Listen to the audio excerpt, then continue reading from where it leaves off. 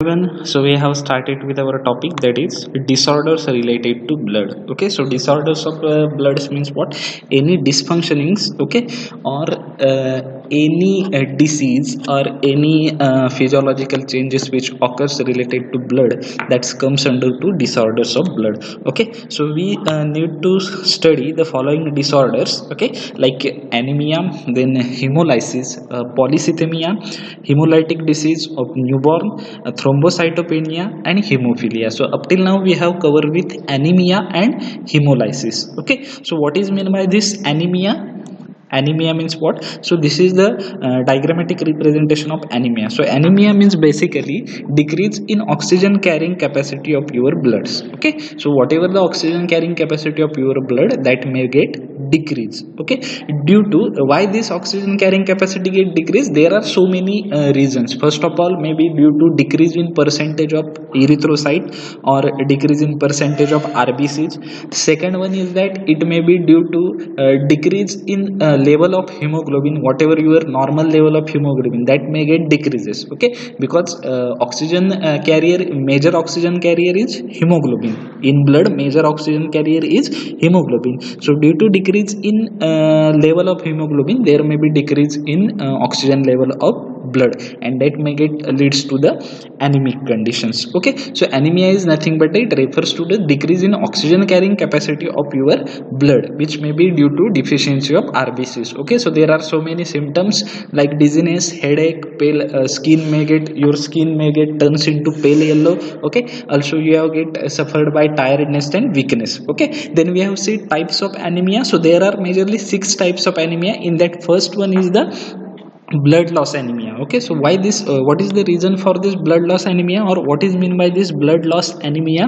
So this blood loss anemia is basically occur due to the hemorrhages. Okay, so due to hemorrhages, hemorrhages means there may be rupture in blood vessel and may blood loss occur. So due to these hemorrhages and blood losses, RBC concentration get decreases. So it decrease in RBC concentration leads to the decrease in oxygen carrying capacity, which may turns into the anemic condition. So this anemia is called as the blood loss anemia. Then second one is the aplastic anemia. Okay, so why this aplastic anemia occur, or what is mean by this aplastic anemia? So this aplastic anemia means what? So there is dysfunctioning in bone marrow. Okay, so because bone marrow is major site for production of erythrocyte or production of RBC. So due to dysfunctioning in bone marrow, there may be decrease in rate of productions of RBCs. Okay, which may turns into the insufficient quantity of this RBC, and this insufficient quantity of RBC turns into the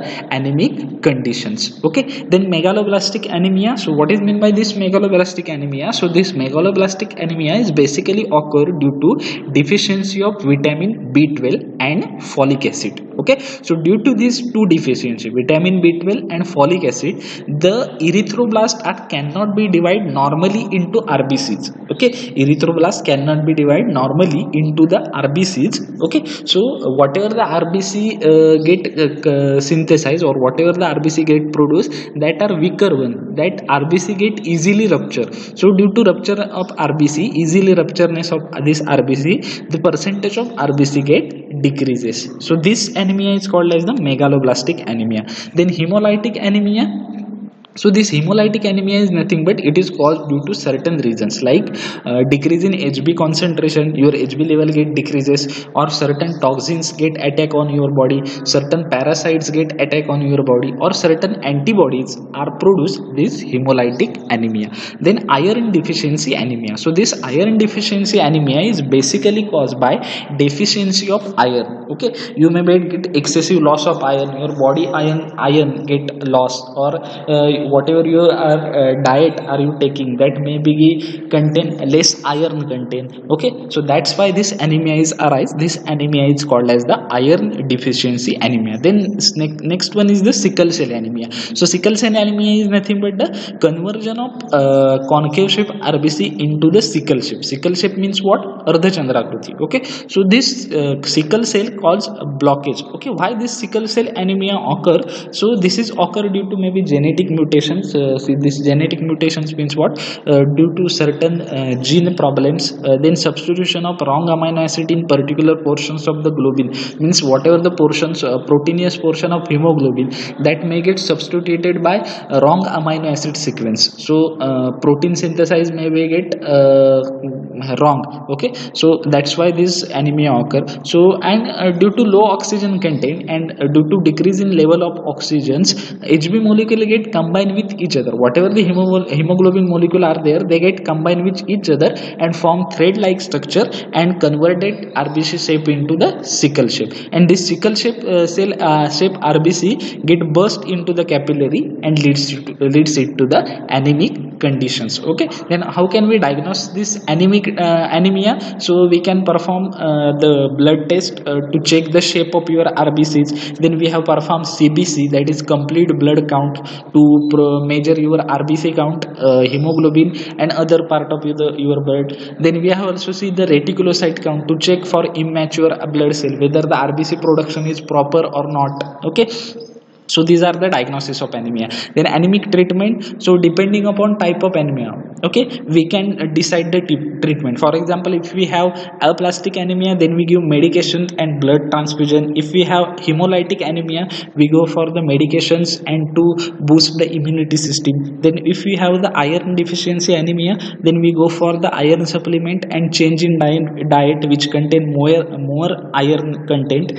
Then if we have suffer with sickle cell anemia, then we go for first painkiller, then folic acid supplement, antibiotics and blood transfusion. Then if we have vitamin deficiency, okay, so this vitamin deficiency leads to the diets include more nutrients. Okay, so these are the treatment. Okay, so this is regarding the anemia. Then we have second disease we have seen, that is hemolysis. So hemolysis means what? There is ruptures of RBC. Our RBC cell get rupture earlier than their lifespan. The lifespan of RBC is 150 to 120 days, but RBC get died or rupture before this 120 days. And whatever the inside the internal content, RBC चा जो काही internal content असतो, for example hemoglobin and other, that may get liberated into the plasma, which is the dangerous one. So this disease is called as the hemolysis. Okay, so normal lifespan was RBC is 120 days. Okay, so after 120 days that mature RBC get died, and that died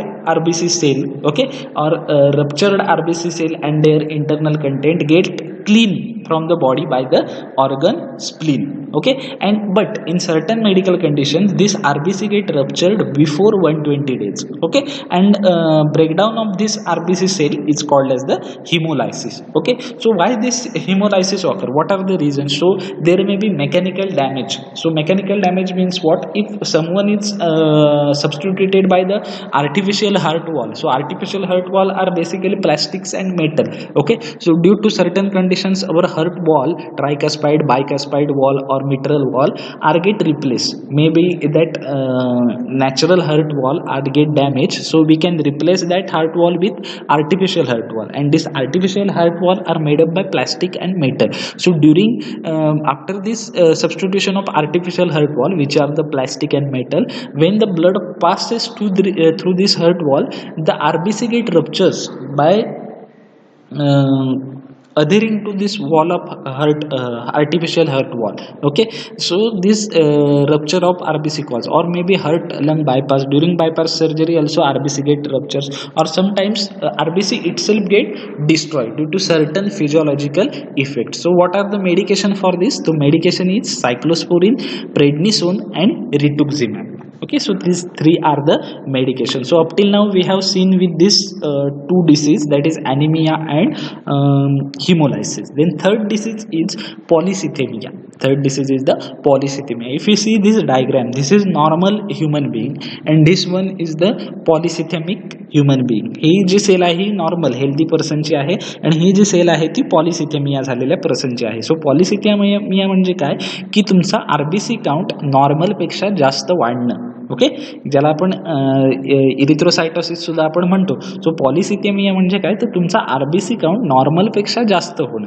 okay, जो काही तुमचा RBC count आहे 4.5 to 5 lakh और 5.4 to 6 lakh एवढा जो काही normal count आहे तो त्याच्यापेक्षा जास्त होणं, या कंडिशनला काय म्हटलं जातं, पॉलिसिथेमिया असं म्हटलं जातं. So polycythemia is nothing but it is a condition in which concentration of RBC get increase in the blood. अशी कंडिशन की ज्याच्यामध्ये आरबीसीचं कॉन्सन्ट्रेशन तुमच्या ब्लडमधलं काय होतं, इन्क्रीज होतं, त्या कंडिशनला काय म्हटलं जातं, पॉलिसिथेमिया असं म्हटलं जातं. So it is a condition in which concentration of RBCs get increases. Okay, then next one is this happened due to increase in production of RBC. So why this polycythemia occur basically, this polycythemia, so your red bone marrow produce more RBCs, so your RBC concentration get increases. polycythemia म्हणजे काय basically की RBCचं concentration तुमच्या ब्लडमध्ये वाढणं, आणि हे का होतं तर increase in production of RBC. Bone मॅरोमध्ये आरबीसीचं प्रोडक्शन वाढल्यामुळं, जास्त प्रमाणात आरबीसी सिंथेसाइज झाल्यामुळं ब्लडमधलं आरबीसीचं कॉन्सन्ट्रेशन सुद्धा काय होतं, वाढतं, आणि त्याच्यामुळं आपल्याला पॉलिसिथेमिया हा डिसीज होतो.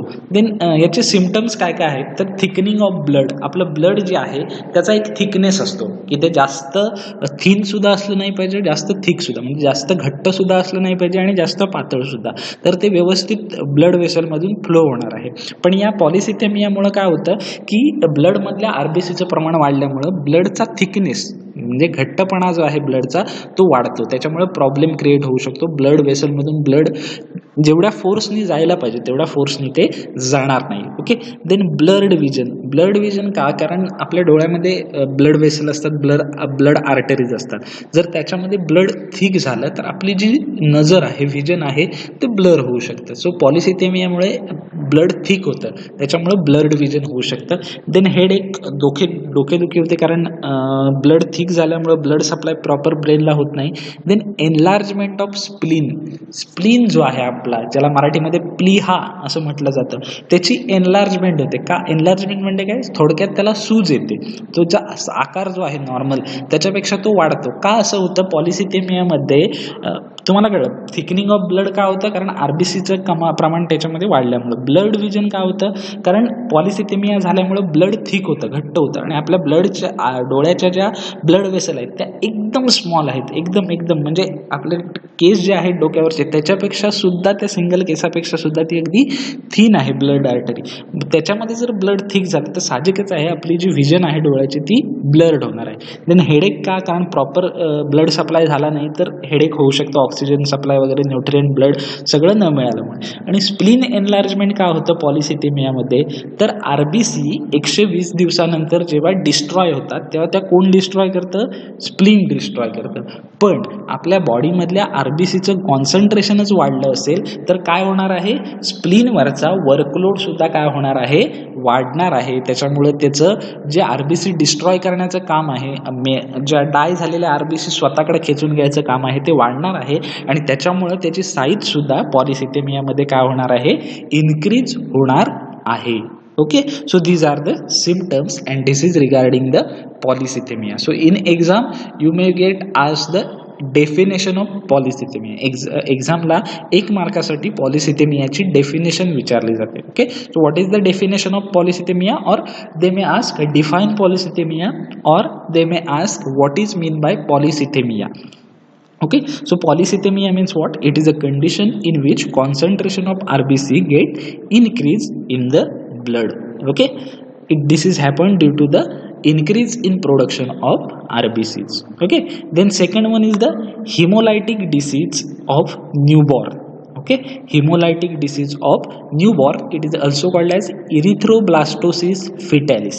दुसरा डिसीज आहे तो hemolytic disease of newborn, किंवा त्याला दुसरं नाव काय आहे, erythroblastosis fetalis. Okay, so erythroblastosis fetalis म्हणजे काय, तर हा disease occur due to if one parent having blood group positive and other parent having blood group negative. Basically if mother blood group is negative. Hemolytic disease newborn हा का होतो की basically ज्यावेळी आई ही negative असते आणि बाबा हे ब्लड पॉझिटिव्ह असतात. बेसिकली ज्यावेळी बाळाची आई जी आहे तिचा ब्लड ग्रुप जर निगेटिव्ह असेल आणि बाबांचा ब्लड ग्रुप पॉझिटिव्ह असेल, या कंडिशनला होणारं चाइल्ड हे डेंजरस कंडिशनमध्ये जातं. आणि ते जे चाइल्ड होतं की आई ब्लड ग्रुप निगेटिव्ह आहे आणि बाबांचा ब्लड ग्रुप पॉझिटिव्ह आहे, त्यावेळी होणारं बाळ जे आहे ते अशा प्रकारचं जन्माला येतं. स्क्रीनवरती तुमच्या पिक्चर दिसतं की हिमोलायटिक न्यूबॉर्न म्हणजे काय, की अशा प्रकारचं ते बाळ जन्माला येतं. कारण त्याच्यामध्ये आतमध्ये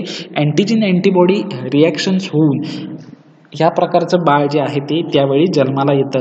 कारण ब्लड ग्रुप निगेटिव्ह आणि पॉझिटिव्ह ही दोन वेगवेगळ्या प्रकारचे ब्लड ग्रुप त्या चाइल्डमध्ये मिक्स झाल्यामुळं तिथे अँटीजन अँटीबॉडी रिॲक्शन होते. म्हणूनच हे एक रिझन आहे की पर्टिक्युलर त्याच ब्लड ग्रुपचं ब्लड हे त्या पर्सनला दिलं जातं. ओके, का दिलं जातं तर त्याच्यामुळे दिलं जातं. सेम कंडिशन जर निगेटिव्ह आणि पॉझिटिव्ह फॅक्टर असेल, पण जर एक पॅरेंटमधलं मदर जी आहे ती निगेटिव्ह आणि फादर पॉझिटिव्ह असतील, त्याच कंडिशनला हा हिमोलायटिक डिसीज ऑफ न्यूबॉर्न होतो. Okay, so hemolytic disease of newborn means what, it is characterize by the agglutination and phagocytosis of RBC. याच्यामध्ये काय होतं, हिमोलायटिक डिसीजमध्ये आरबीसीचं ॲग्ल्युटिनेशन्स होतं. का, कारण एक ब्लड आहे. कारण काय होतं, जन्माला येणाऱ्या बाळामध्ये काय असतं, दोन्ही जीन्स जे असतात ते जात असतात, एक आईकडचा सुद्धा आणि बाबांकडचा सुद्धा. सो ब्लड सुद्धा दोघांकडचं जात असतं. ओके, सो ब्लड ग्रुप काय येईल बाळाचं हे आपल्याला माहित नसतं. So if woman is RH negative and husband is RH positive, then there is strong possibility that child has RH positive factor. जर आईचा ब्लड ग्रुप निगेटिव्ह असेल आणि बाबांचा ब्लड ग्रुप पॉझिटिव्ह असेल, तर जन्माला येणाऱ्या बाळाचा ब्लड ग्रुप हा पॉझिटिव्हच असतो. आणि ज्यावेळी असं होतं की आईचा ब्लड ग्रुप निगेटिव्ह आहे आणि बाबांचा ब्लड ग्रुप पॉझिटिव्ह आहे आणि येणाऱ्या बाळाचा सुद्धा ब्लड ग्रुप हा पॉझिटिव्हच आहे, त्यावेळी ॲग्लुटिनेशन रिॲक्शन होऊन अँटीजन अँटीबॉडी रिॲक्शन होऊन जन्माला येणारं बाळ हे इरिथ्रोब्लास्टोसिस फेटॅलिस किंवा हिमोलायटिक डिसीज ऑफ न्यूबॉर्न या प्रकारचं होतं. Okay, so if small amount of RH positive blood leak from the foetus through placenta into blood stream of RH negative of mother, then there is hemolytic reaction take place, but maximumly blood transfer take place at a time of birth and baby remain unaffected. पण basically काय होतं, basically जर बाळाचं blood प्लासेंटामधून बाळ आणि mother आणि जे foetus असतं त्यांना एकमेकांना आईच्या पोटामध्ये लिंक करणारं कोण असतं, प्लासेंटा, ज्याला आपण काय म्हणतो मराठीमध्ये नाळ असं म्हणतो. सो ती प्लासेंटा जी आहे, okay, so that mother, if the woman is the RH negative and husband is the RH positive, then there is a strong possibility that child has the RH positive factor. Okay, and if small amount of RH positive blood leak from the foetus through the placenta into the bloodstream of RH negative mother, then there is hemolytic reaction take place, but maximally blood transfer take place time of the birth and baby remain unaffected. Okay, then in second condition, if mother become pregnant again and unfortunately baby again RH positive, then anti-RH antibody enters into the fetus blood which cause hemolysis. So it in second case, first case काय होती, this if RH positive blood leak from fetus to placenta into bloodstream, then there is hemolytic reaction take place, but maximally blood transfer where take place, it will take place during the birth time and baby remain unaffected.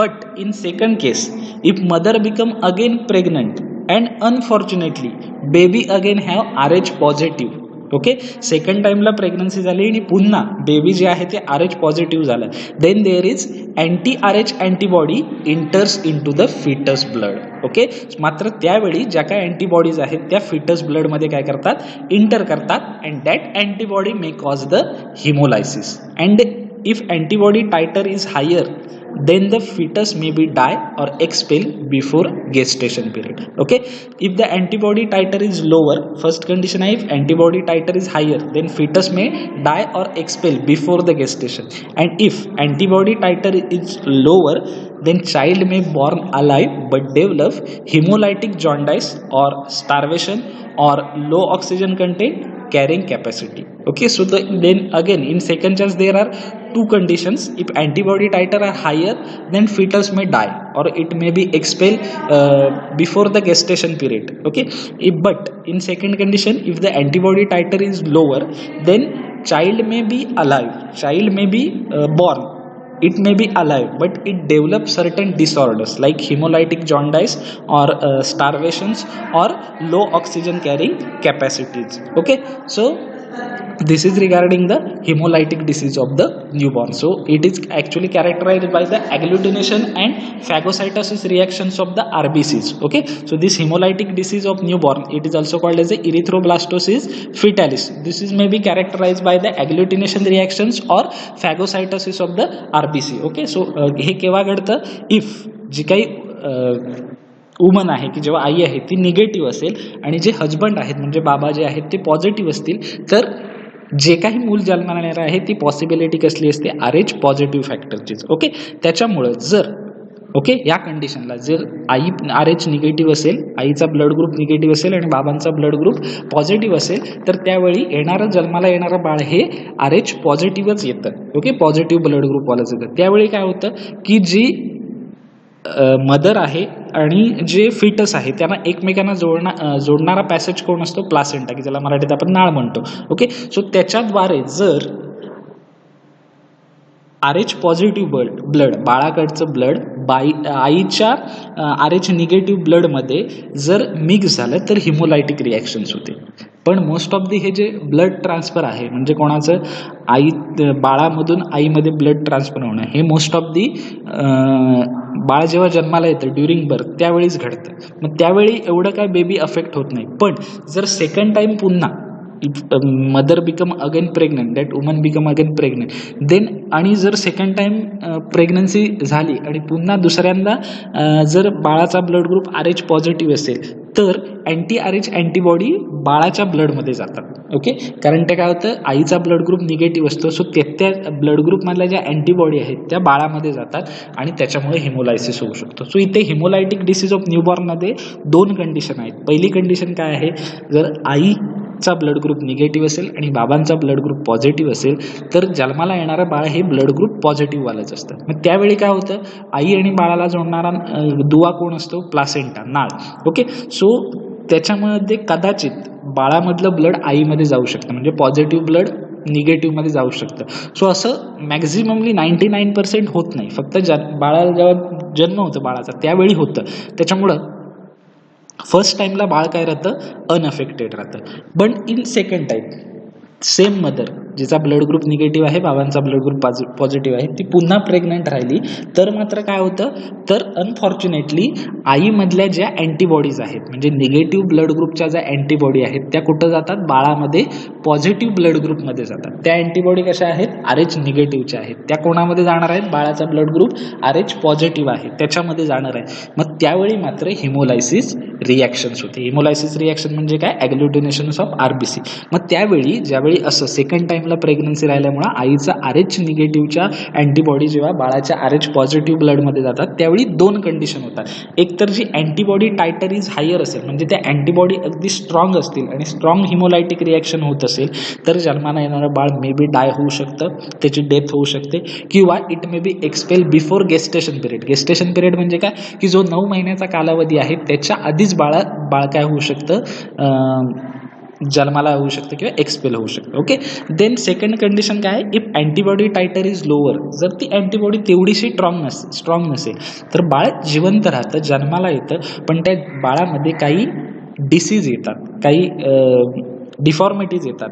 May be त्याला हिमोलायटिक जॉन्डाईस होऊ शकतो, त्याला जन्मताच रक्ताची कावीळ होऊ शकते, starvation होऊ शकतं. त्याला स्टार्वेशन म्हणजे काय, ते बाळ कुपोषित जन्माला येऊ शकतं, किंवा त्या बाळामध्ये लो ऑक्सिजन कॅरिंग कॅपॅसिटी येऊ शकते, त्याचं ब्लड जे आहे ते लो ऑक्सिजन कॅरिंग कॅपॅसिटी येतं. Okay, so this is called as the hemolytic disease of the newborn. याला काय म्हटलं जातं, हिमोलायटिक डिसीज ऑफ न्यूबॉर्न. एक्झामच्या दृष्टीने महत्त्वाचं आहे, 3 मार्क्ससाठी write a note on hemolytic disease of newborn or write a note on erythroblastosis fetalis म्हणून येतं. So what is mean by हिमोलायटिक hemolytic disease of newborn?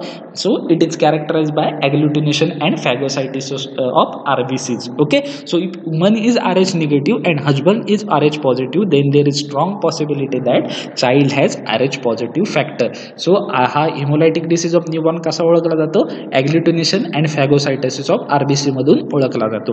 याच्यामध्ये काय होतं, जर आई Rh निगेटिव्ह असेल आणि बाबांचा ब्लड ग्रुप पॉझिटिव्ह असेल तर येणाऱ्या बाळाचा ब्लड ग्रुप हा पॉझिटिव्हच असतो. मग अशा वेळी काय होतं, if small amount of Rh positive blood leak from the fetus through placenta into bloodstream of Rh negative mother, then there is hemolytic reaction take place, but maximum blood transfer take place at time of birth and baby remains unaffected. Okay, याच्यामध्ये काय होतं, जर आई Rh negative असेल, blood group negative असेल, बाबांचा blood group positive, तर येणारं बाळ हे पॉझिटिव्ह ब्लड ग्रुप वालं असतं. मग अशा वेळी काय होतं, जर एक चान्सेस असतात की बाळाचं जे Rh पॉझिटिव्ह ब्लड आहे, बाळाचं जे ब्लड आहे पॉझिटिव्ह वालं, ते आईच्या निगेटिव्ह ब्लडमध्ये मिक्स होऊ शकतं थ्रू द कशा थ्रू, प्लासेंटा थ्रू. मग त्याच्यावेळी हिमोलायटिक डिसीज होऊ शकतं, पण ह्या चान्सेस फार कमी असतात फर्स्ट प्रेग्नन्सीला, कारण हे ब्लड ट्रान्सफर जे आहे आईचं बाळामध्ये, बाळाचं आईमध्ये, हे फक्त ड्युरिंग डिलिव्हरी टाईम होतं. त्याच्यामुळं बेबी अनएफेक्टेड राहतो, बेबी हेल्दी राहतो. पण समजा इन सेकंड केस,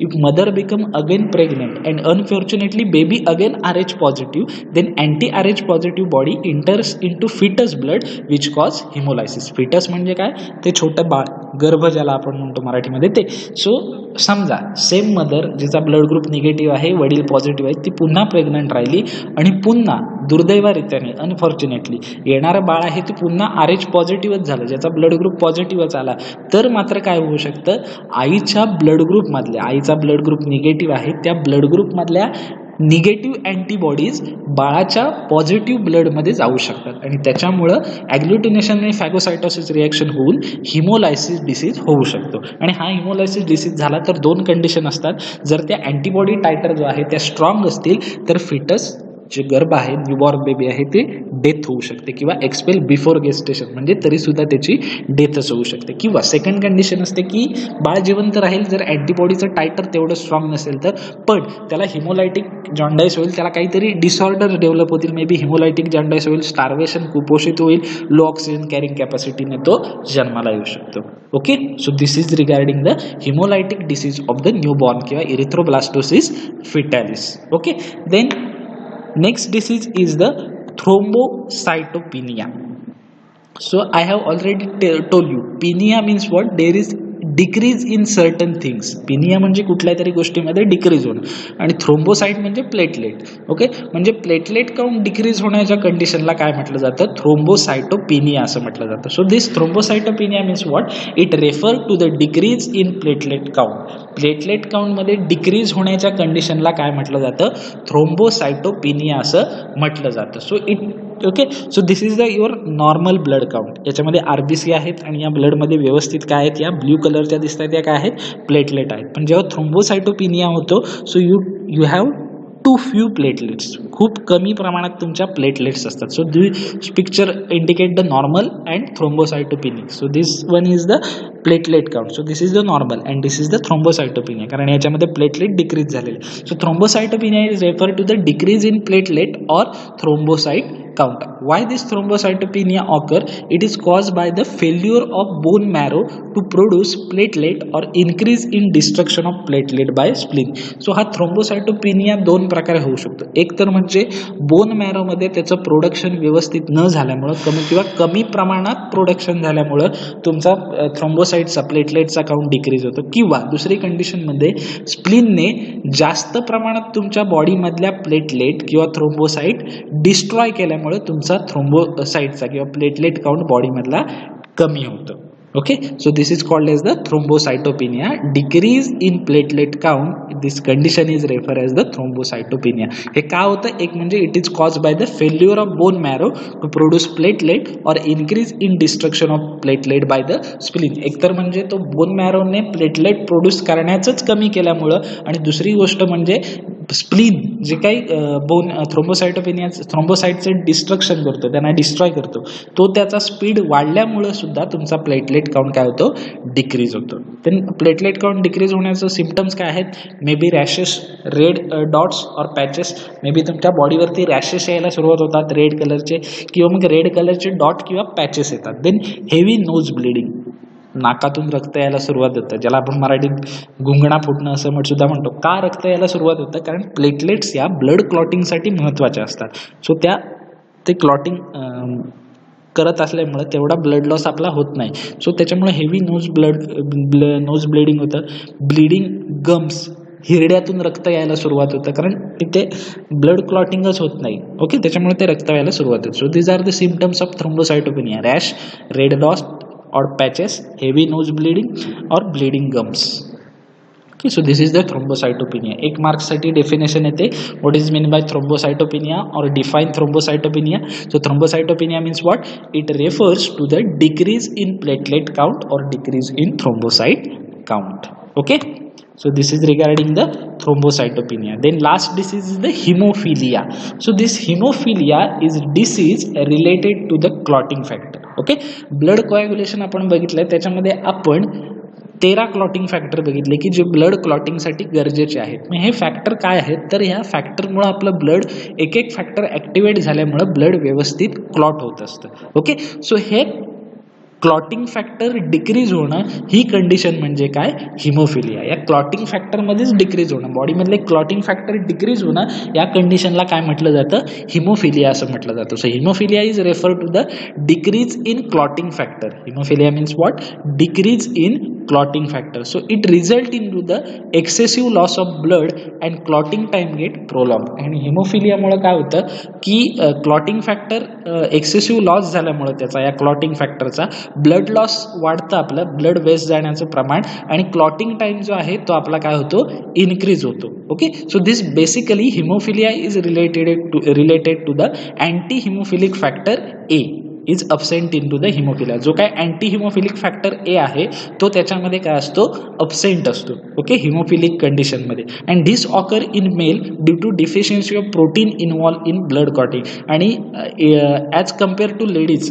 स्त्रियांशी कम्पेअर करता पुरुषांमध्ये हा हिमोफिलिया डिसीज हा जास्त प्रमाणात घडून येतो. का, तर in male there is deficiency of protein involve in blood clotting. Blood क्लॉटिंगमध्ये जे प्रोटीन असतात ते त्याच्यामध्ये त्याची काय होते, डिफिशियन्सी होते, त्याच्यामुळे हिमोफिलियामध्ये काय होतं, हा पुरुषांमध्ये जास्त दिसून येतो. So hemophilia means what, it basically it is decrease in clotting factor. Okay, so it result in to the excessive blood loss and clotting time get prolong. So हिमोफिलियामध्ये कोणता क्लॉटिंग फॅक्टर बेसिकली अब्सेंट असतो, there is anti haemophilic factor A, and it occur basically in to the male due to deficiency of protein involve in the blood clotting. Okay, so this is regarding the disorders related to the blood. Here we have end up with topic disorders related to the blood. Okay, so याच्यामध्ये काही कळलं नसेल, काही doubts असतील तर मला विचारा, आपण तुमचे डाउट्स काय करूया, क्लिअर करूया. Okay, so happy learning. Thank you so much.